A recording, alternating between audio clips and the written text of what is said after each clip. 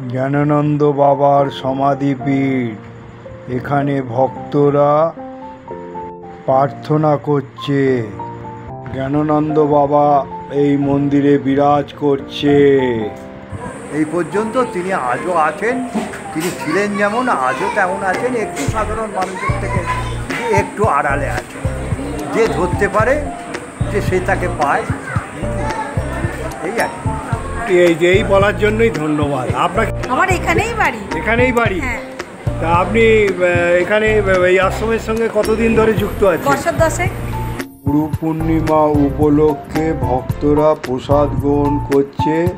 দেখুন কত সুষ্ঠুভাবে সেটা তুলে ধরে। তারকেশ্বর লোকাল 7 নম্বর থেকে ছাড়বে 10টা 20-তে। এই লোকালে আজ আমি আপনাদের নিয়ে যাব হরিপাল। চলুন আজ আপনাদের নিয়ে যাব স্বামী জ্ঞানানন্দ বাবার আশ্রম। সেখানে গুরু পূর্ণিমা উপলক্ষে যে উৎসব আয়োজন চলছে সেটা আপনাদের কাছে একটা ব্লগের মাধ্যমে তুলে ধরব।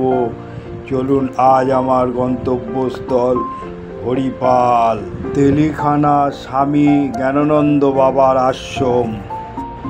অটো ছেড়ে দিল, চলুন এই অটো করে আজ আপনাদের নিয়ে যাই।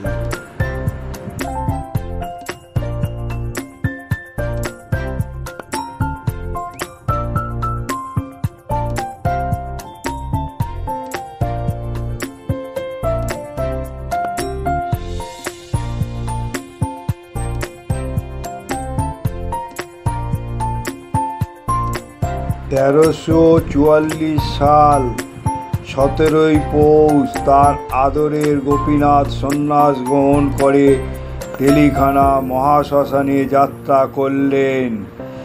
জঙ্গলাকীর্ণ ও তেলিখানা শ্মশান জীব ও লোকের পরশ পায় না। শ্মশানের মাটি এতই ঘন ছিল জঙ্গল, যেন হিংস্র। তারাপীঠ ভৈরব দাস জ্ঞানানন্দ বাবার আশ্রমে এনেছি। তেলিখানা হরিপাল হুগলিতে অবস্থিত। আজ গুরু পূর্ণিমা উপলক্ষে এই আশ্রমে এনেছি আপনাদের। হচ্ছে নীল সরস্বতী মন্দির বিগ্রহ। চলো নিয়ে যাই। নীল সরস্বতী বিরাজ করছে এই আশ্রমে। দেখুন নাট মন্দির সহ এই মা নীল সরস্বতী বিরাজ করছে। সেটা আজ বন্ধ আছে বলে আপনাদের বাইরে থেকে ছবি তুলে দেখাচ্ছি। এই আশ্রমে ভক্ত সমাগম হয়েছে, বহু দূর দূরান্ত থেকে ভক্ত সমাজ। দেখুন সব বাইক রেখেছে এখানে। তাদের এবারে নিয়ে যাচ্ছি তারাপীঠ ভৈরব দাস জ্ঞানানন্দ বাবার সমাধিস্থল। চলুন সমাধিস্থলে নিয়ে যাই। এই সমাধিস্থলে এনেছি আপনাদের। দেখুন কত খোলামেলা জায়গার ওপরে এই সমাধিস্থল গড়ে উঠেছে জ্ঞানানন্দ বাবাজি।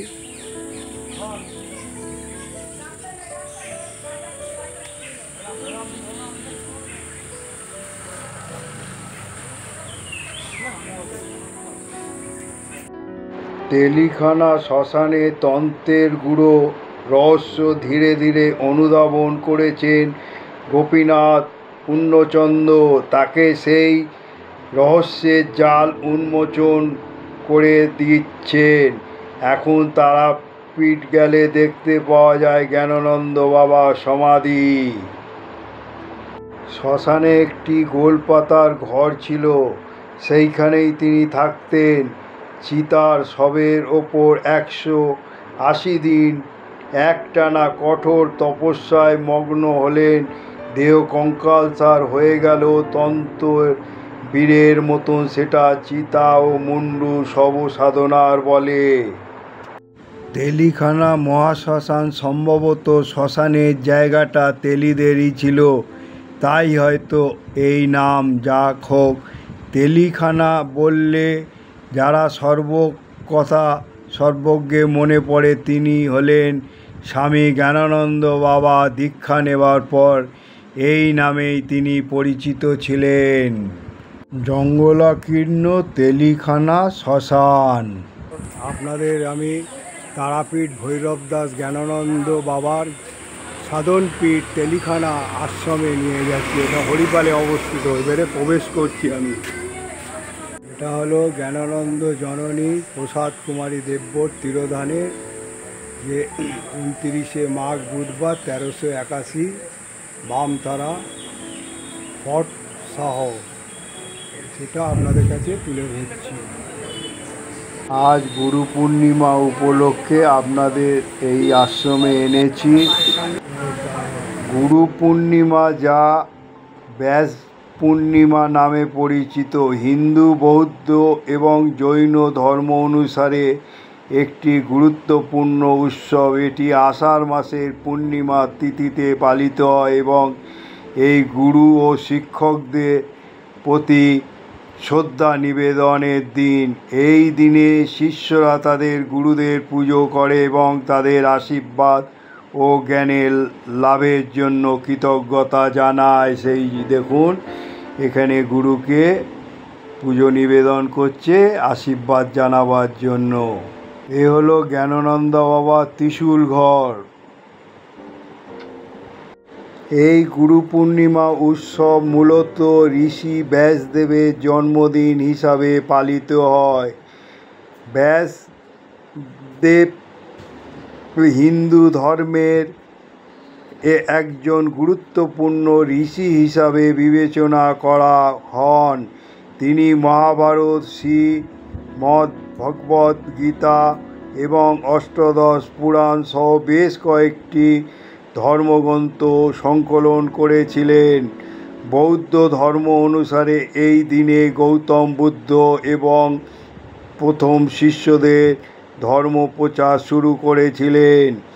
যোগ ও তন্ত্র ও ঐতিহ্য গুরু পূর্ণিমার প্রথম শুরুর আবির্ভাব দিন হিসাবে চিহ্নিত, যাকে শিবের দক্ষিণামূর্তি রূপ হিসাবে ধরা হয়। এই ত্রিশূল ঘরেও সেগুলো ধরা হয়েছে গুরু পূর্ণিমার দিনে, সেই জন্য তুলে ধরলাম। এই দিনে গুরুদের প্রতি ভক্তি শ্রদ্ধা নিবেদন করা হয়, যারা শিষ্যদের জ্ঞান ও আলোর পথ দেখান। দেখুন, এখানে অনেক ভক্ত আসছে, সব গুরুকে নিবেদন করছে গুরুর কাছে। এখানে নীল সরস্বতী, বাবা জ্ঞানানন্দ ও ত্রিশূল ঘর, এখানে পঞ্চমুণ্ডি ঝুলছে, এই বাবা জ্ঞানানন্দ বিরাজ করছে। আজ গুরু পূর্ণিমা উপলক্ষে এনেছি। গুরু পূর্ণিমা উপলক্ষে এখানে যে ভোগের ব্যবস্থা করা হয়েছে সেটাও আপনাদের কাছে তুলে ধরছি। দেখুন, এই ত্রিশূল ঘরে গুরুকে, বাবা জ্ঞানানন্দ বাবাকে সকলে এখানে প্রার্থনা করছে, মনস্কামনা করছে, নিবেদন করছে গুরুর কাছে, সেটাও আপনাদের কাছে তুলে ধরলাম। এটি জ্ঞান ও প্রজ্ঞা ও আধ্যাত্মিক উন্নতির প্রতীক। এই দিনে গুরু শিষ্যের সম্পর্কে আরও দৃঢ় হয়। এটি শিষ্যদের জন্য তাদের গুরুর প্রতি কৃতজ্ঞতা প্রকাশের একটি বিশেষ দিন। এই দিনে গুরুরা তাদের শিষ্যদের আশীর্বাদ করেন এবং তাদের পথ প্রদর্শনে সহায়তা করেন।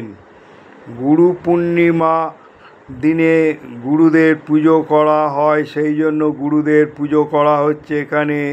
দেখুন, বিভিন্ন ধর্মীয় আচার অনুষ্ঠানে পূজা অর্চনা করা হয়। উপাসনার স্থান পরিষ্কার পরিচ্ছন্ন করে ফুল ফল মিষ্টি দিয়ে সব পুজো করছে এখানে বাবা জ্ঞানানন্দ বাবাকে। স্বামী জ্ঞানানন্দ বাবা দেখুন, এই ত্রিশূল ঘরে বাবাকে সব পুজো করছে গুরু পূর্ণিমা উপলক্ষে। এ হলো জ্ঞানানন্দ বাবার মন্দির, সেটাও আপনাদের কাছে তুলে ধরছি। দেখুন, এই দিনে গুরুরা তাদের শিষ্যদের জ্ঞান দান করে এবং তাদের আধ্যাত্মিক উন্নতির পথ দেখায়।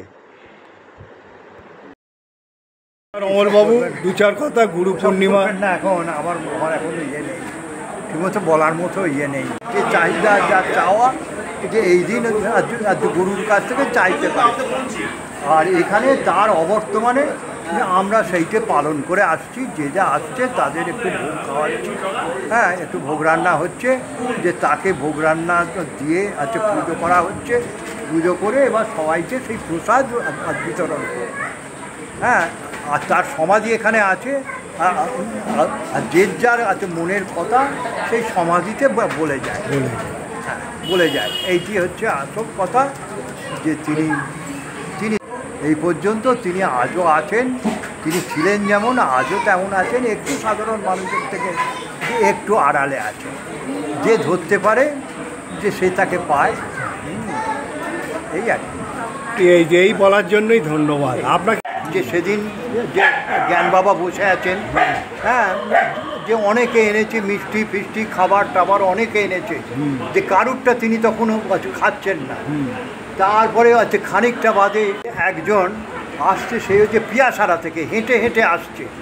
তাহার হচ্ছে জামাটায় যে কালো ছোপ পড়ে আছে, তার যে তখন সে এসে দাঁড়াতেই যে তিনি বলছেন দে দে দে দে বলছেন,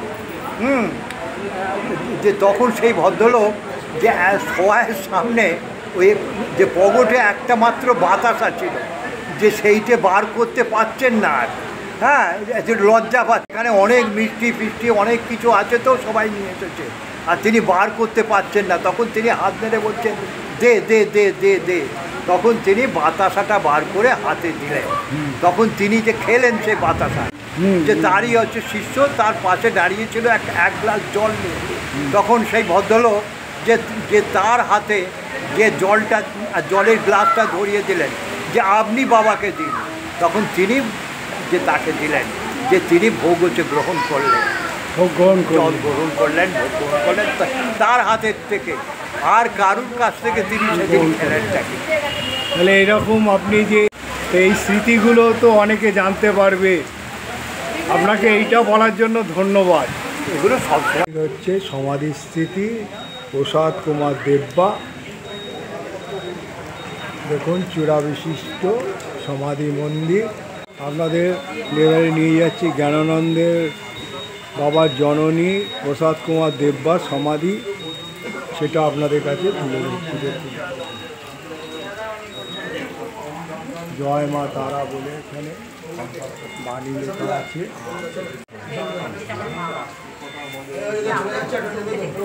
মানে শিক্ষা, শিক্ষার ভুলে মানুষের ভুল, এই বাণীটাকে তুলে ধরলাম আপনাদের কাছে। বাবার ত্রুটি আর বলছে স্বভাব অভাব নির্ভাব, সেটাও তুলে ধরেছি।